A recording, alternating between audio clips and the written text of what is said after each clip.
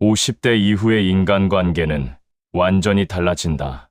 젊을 때처럼 누가 소리치거나 대놓고 상처 주는 일은 거의 없다. 대신 이제는 말 한마디 없이도 사람의 마음을 흔드는 조용한 가스라이팅이 시작된다. 눈빛 하나, 짧은 한숨, 아무 말도 하지 않는 침묵조차 마치 내가 잘못했다는 신호처럼 느껴진다. 그리고 더 무서운 것은 이 조용한 압박이 나도 모르게 내 삶의 중심을 흔들기 시작한다는 것이다. 그래서 사람들은 말한다. 싸운 적도 없는데 왜 이렇게 지치지? 잘못한 것도 없는데 왜 미안해지지? 50대 이후의 가스라이팅은 젊은 시절과 전혀 다르게 나타난다. 대놓고 흔드는 것이 아니라 겉으론 괜찮다면서 마음을 조종하고 도움을 주는 척하면서 방향을 틀고 감정을 드러내지 않으면서 죄책감을 남긴다. 그 이유가 뭘까? 관계는 줄어드는데 영향력은 커진다. 젊을 때는 인간관계가 넓었다. 끊고 싶은 사람은 끊을 수도 있었고 괜히 불편하면 거리두기도 쉬웠다. 하지만 50대 이후는 다르다. 부모, 배우자, 성인이 된 자녀, 친척, 오래된 지인 모두 쉽게 끊을 수 없는 관계들만 남는다. 그래서 조종하는 사람 하나만 있어도 그 영향은 훨씬 크게 느껴진다. 정약용은 말했다. 사람이 적을수록 그 적은 사람이 마음을 좌우한다. 젊을 때는 10명 중 1명이 이상해도 나머지 9명이 있었다. 하지만 50대 이후는 남은 5명 중 1명이 이상하면 그 1명의 비중이 20%가 된다. 관계의 밀도가 높아질수록 한 사람의 영향력은 커진다. 세대가 다르면 가스라이팅 방식도 다르다. 20대, 30대의 가스라이팅은 지배였다. 내 말대로 해. 내가 뭘 안다고 크고 분명하게 힘을 과시했다. 40대의 가스라이팅은 논리였다. 내가 옳다는 걸 증명하겠어. 너는 틀렸어. 왜냐하면 설득과 정당화로 상대를 굴복시켰다. 하지만 50대 이후의 가스라이팅은 의존이다. 너 없으면 나는 괜찮아. 너만 행복하면 약함을 무기로 조용히 상대를 묶어둔다. 정약용은 말했다. 약한 마음이 더한 어지러움을 낳는다. 강한 사람의 압박은 피할 수 있다. 하지만 약한 사람의 의존은 피하기 어렵다. 왜냐하면 그것은 사랑처럼 보이기 때문이다. 그렇다면 왜 이 시기가 가장 취약한가? 50대 이후는 마음이 예민해져서가 아니라 마음이 깊어지기 때문에 취약하다. 상처는 더 깊게 남고 회복은 더 천천히 이루어지고 관계는 더 단단히 얽혀있고 책임감과 정은 더 무겁다. 정약용은 말했다. 마음이 깊으면 그 마음을 흔드는 것도 깊어진다. 조용한 가스라이팅이 위험한 이유는 큰 상처보다 작은 불편함이 더 오래, 더 깊게 남기 때문이다. 그렇다면 이들은 어떻게 조용히 마음을 흔드는가? 첫째, 시간을 무기로 쓴다. 이 나이에 뭘 새로 시작해. 이제 늦었어. 젊었을 때 했어야지. 이 말들은 겉으로는 걱정처럼 들린다.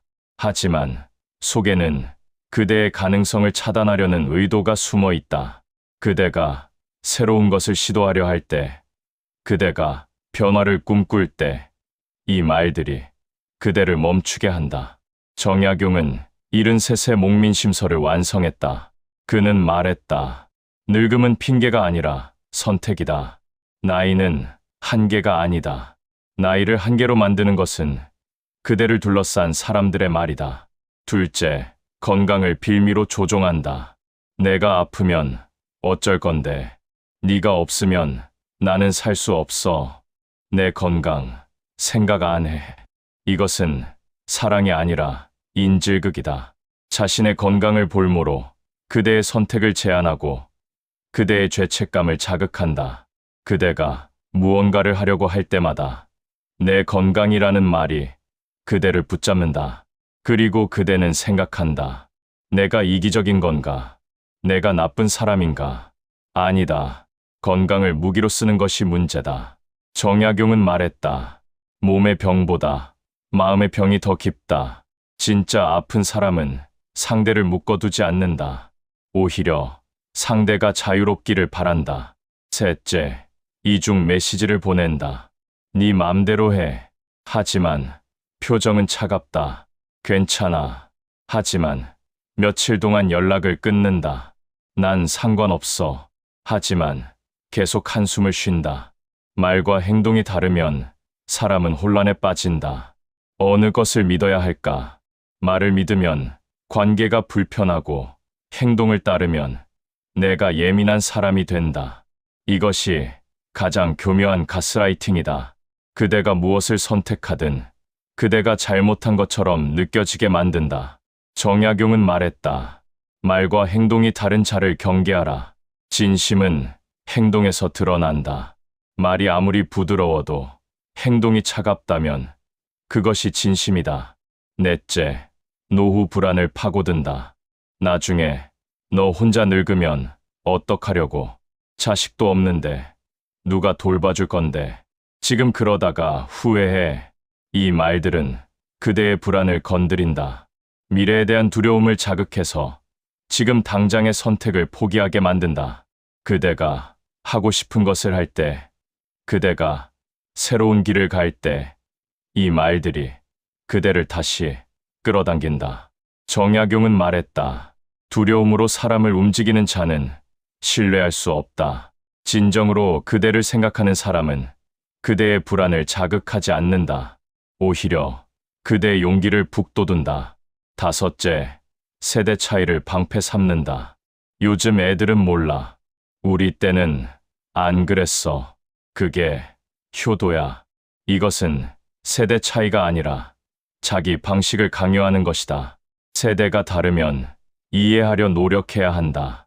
하지만 이들은 이해하지 않고 세대 차이를 무기 삼아 그대를 무시한다.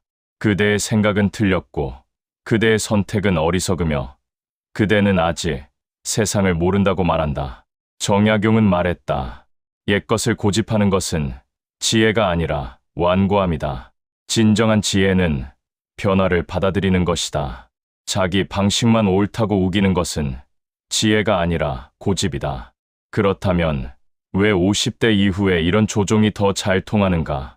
직장에서 은퇴하거나 자녀가 독립하거나 사회적 역할이 줄어들면 나는 이제 쓸모없는 사람인가 하는 두려움이 생긴다. 가스라이팅은 바로 이 지점을 파고든다.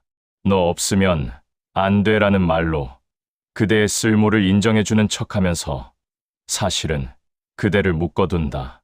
그대는 필요한 사람이 되고 싶어서 그 말을 믿는다. 하지만 그것은 인정이 아니라 착취다. 정약용은 말했다. 쓸모는 타인이 정하는 것이 아니라 스스로 만드는 것이다. 그대의 가치는 누군가가 그대를 필요로 하는가에 달려있지 않다. 그대가 무엇을 하는가에 달려있다. 자녀가 집을 떠나면 삶의 중심이 사라진 것 같다. 이때 누군가 그대에게 나는 너만 있으면 돼 라고 말하면 그 말이 위로처럼 들린다. 하지만 이것은 위로가 아니라 올감이다. 그대의 공허함을 채워주는 척하면서 그대를 의존하게 만든다. 그리고 그대는 점점 그 사람 없이는 살 수 없다고 느끼게 된다. 정약용은 말했다. 빈자리는 새로운 것으로 채워야지. 낡은 것으로 채우면 썩는다. 자녀가 떠난 자리는 새로운 관계, 새로운 취미, 새로운 의미로 채워야 한다. 누군가에 대한 의존으로 채우면 그대는 더 공허해진다. 50대 이후는 누구나 노후가 불안하다. 돈, 건강, 외로움, 이 불안을 아는 사람들은 나중에 혼자 늙으면 자식 없으면 누가 이런 말로 그대를 흔든다. 그리고 그대는 생각한다. 그래, 맞아. 나중이 걱정이야. 정약용은 말했다. 두려움에 사로잡히면 지혜가 흐려진다. 불안은 자연스러운 감정이다. 하지만 그 불안을 이용해 그대를 조종하려는 사람을 경계하라.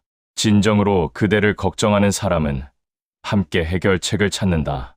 그저 불안만 키우는 사람은 그대를 돕는 것이 아니라 이용하는 것이다. 50대 이후는 관계를 쉽게 끊지 못한다. 가족인데, 오래 알았는데, 이런 생각이 그대를 붙잡는다. 가스라이팅 하는 사람은 바로 이 책임감을 이용한다. 가족이 이럴 수 있어? 이렇게 오래 알았는데. 그리고 그대는 죄책감을 느낀다. 정약용은 말했다. 정이, 도리를 해쳐서는 안 된다. 관계를 지키는 것도 중요하지만 그대 자신을 지키는 것이 더 중요하다. 가족이라도 오래 알았어도 그대를 해치는 관계라면 거리를 둬야 한다. 그렇다면 조용한 가스라이팅을 어떻게 알아챌 수 있을까? 싸우지도 않았는데 만나고 나면 왠지 모르게 지친다. 아무 문제가 없었는데 집에 돌아오면 무겁다. 이것은 그대의 문제가 아니다. 조용한 압박을 받았기 때문이다. 보이지 않는 긴장, 말로 표현되지 않는 불편함, 느껴지지만 설명할 수 없는 무게. 정약용은 말했다. 마음이 편하지 않으면 그 관계를 의심하라. 몸은 거짓말하지 않는다. 이유 없이 피곤하다면 그 관계에 문제가 있는 것이다. 아무 잘못도 하지 않았는데 왠지 모르게 미안하다. 내 선택이 맞는데도 왠지 모르게 불안하다. 이것이 바로 가스라이팅의 증거다. 그대의 감정이 조종당하고 있다는 신호다. 누군가 그대에게 말없이 죄책감을 심고 있다. 표정으로, 침묵으로, 한숨으로. 정약용은 말했다. 도리에 어긋나지 않았다면 죄책감을 느낄 이유가 없다. 그대가 옳은 일을 했다면 미안해할 필요가 없다. 죄책감은 그대의 것이 아니라 누군가 그대에게 심어놓은 것이다. 분명 내가 결정한 것 같은데 돌이켜보면 상대방이 원한 것이다. 내가 선택한 것 같은데 알고 보면 상대방이 유도한 것이다. 이것은 가장 교묘한 가스라이팅이다. 그대가 스스로 선택했다고 믿게 만들어서 저항조차 할 수 없게 만든다. 그리고 그대는 생각한다. 내가 선택한 건데 왜 후회하지? 정약용은 말했다. 길을 잃은 자는 자신이 길을 잃었다는 것조차 모른다. 그대의 선택이 진짜 그대의 선택인지 아니면 누군가 그대를 유도한 것인지 돌아보라. 어떻게 대처할 것인가? 즉각 반응하지 마라. 생각해 볼게. 조금 시간을 줘. 나중에 답할게. 이 세 문장을 외워라. 그리고 최소 하루는 기다려라. 급하게 답하면 상대방의 리듬에 끌려간다. 하지만 시간을 두면 그대의 리듬을 되찾을 수 있다. 정약용은 말했다. 급한 마음이 그릇된 결정을 낳는다. 그대가 서두르지 않으면 상대방도 그대를 쉽게 흔들 수 없다. 지금 내가 조종당하고 있구나. 이 한 문장을 속으로 말하라. 그 순간 마법이 깨진다. 왜냐하면 가스라이팅은 그대가 눈치채지 못할 때만 작동하기 때문이다. 이름을 붙이는 순간 그 힘은 약해진다. 지금 이 사람이 내 죄책감을 자극하고 있구나. 지금 이 사람이 내 불안을 이용하고 있구나. 그렇게 인식하는 순간 그대는 그 감정에서 한 발짝 물러설 수 있다. 만날 때마다 기록하라. 만나기 전 내 기분, 만난 후 내 기분, 상대가 한 말, 내가 느낀 것. 3번만 기록하면 패턴이 보인다. 아, 이 사람을 만나면 항상 지쳐. 아, 이 사람은 항상 이런 식으로 말하네. 패턴이 보이면 그대는 더 이상 속지 않는다. 정약용은 일기를 50년간 썼다. 기록은 거짓말하지 않는다. 큰 거절은 어렵다. 그러니 작은 거절부터 시작하라. 오늘은 바빠서 못 가. 그건 내 취향이 아니야. 나는 다르게 생각해. 작은 거절을 10번 하면 큰 거절도 할 수 있게 된다.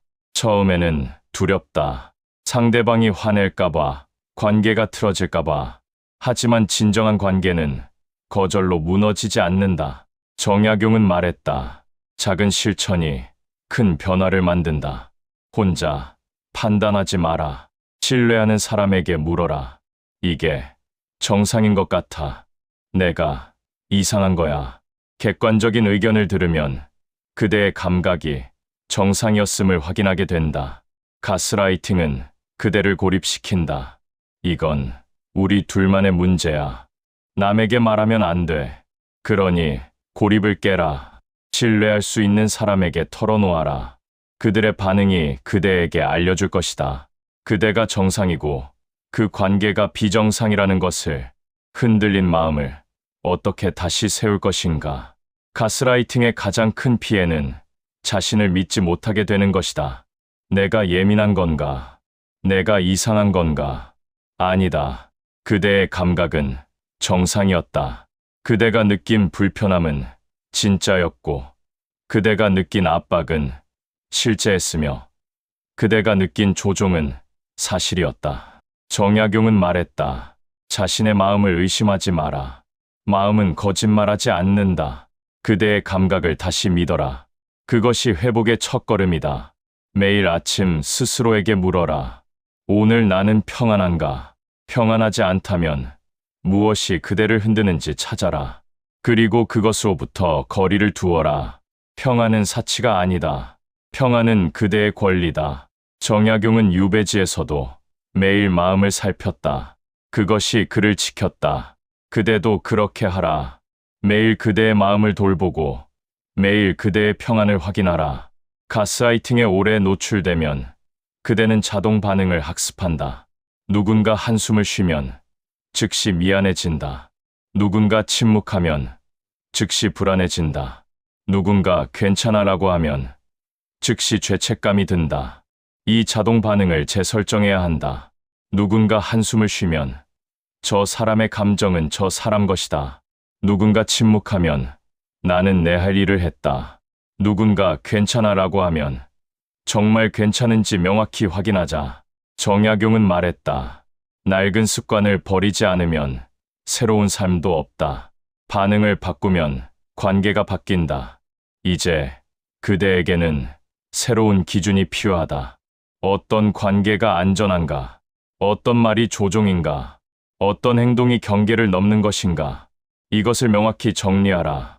만나고 나서 편안하지 않으면 만남 줄이기, 말과 행동이 다르면 행동을 믿기, 죄책감이 반복되면 조종으로 의심하기. 이 기준을 적어두고 흔들릴 때마다 다시 읽어라. 정약용은 18년 유배 생활 동안 스스로 세운 원칙을 매일 확인했다. 그래서 흔들리지 않았다. 그대도 그대만의 원칙을 세워라. 가스라이팅은 그대의 선택권을 빼앗는다. 작은 것부터 그 선택권을 되찾아라. 오늘 점심 메뉴는 내가 정한다. 오늘 저녁 시간은 내가 쓴다. 이번 주말 계획은 내가 세운다. 작은 선택이 쌓이면 그대는 다시 그대 삶의 주인이 된다. 정약용은 말했다. 작은 자유가 모여 큰 자유를 만든다. 매일 하나씩 그대의 선택을 되찾아라. 매일 밤 3줄만 적어라. 오늘 나를 흔든 것, 오늘 내가 지킨 것, 내일 내가 할 것. 이것을 한 달만 하면 그대는 변화를 목격하게 된다. 기록은 증거가 된다. 내가 정말 변하고 있구나를 확인하게 해준다. 정약용은 매일 일기를 썼다. 그 기록이 그를 단단하게 만들었다. 50대 이후는 마음의 주권을 되찾는 시기다. 50대 이후의 가스라이팅은 조용하다. 소리 없이 마음을 흔들고 눈에 보이지 않게 힘을 빼앗는다. 하지만 이제 그대는 안다. 어떻게 작동하는지, 어떻게 분별하는지, 어떻게 대처하는지 아는 것만으로는 부족하다. 실천해야 한다. 오늘부터 시작하라. 반응 시간을 늘리고, 감정을 라벨링하고, 패턴을 기록하고, 작은 거절을 연습하고, 작은 선택을 되찾아라. 그대의 마음은 그대가 지켜야 한다. 정약용은 18년의 유배 생활 동안 수많은 조종과 압박을 견뎌냈다. 그가 할 수 있었던 이유는 자신의 마음을 굳건히 지켰기 때문이다. 그대도 할 수 있다. 50대 이후는 관계의 확장이 아니라 마음의 주권을 되찾는 시기다. 그대의 평안을 지켜줄 사람을 가려내고 그대의 마음을 흔드는 사람과는 거리를 두며 그대 스스로를 다시 믿어라. 그것이 그대의 남은 인생을 지키는 가장 확실한 방법이다. 정약용은 말했다. 마음의 주인은 그대 자신이다. 남에게 맡기지 마라. 그대의 평안을 지켜라. 그것이 그대의 삶을 지키는 일이다. 오늘의 이야기를 마칩니다. 잘 들으셨다면 구독 꼭 부탁드립니다. 다음엔 더 좋은 이야기로 찾아오겠습니다. 오늘도 행복한 하루 되세요.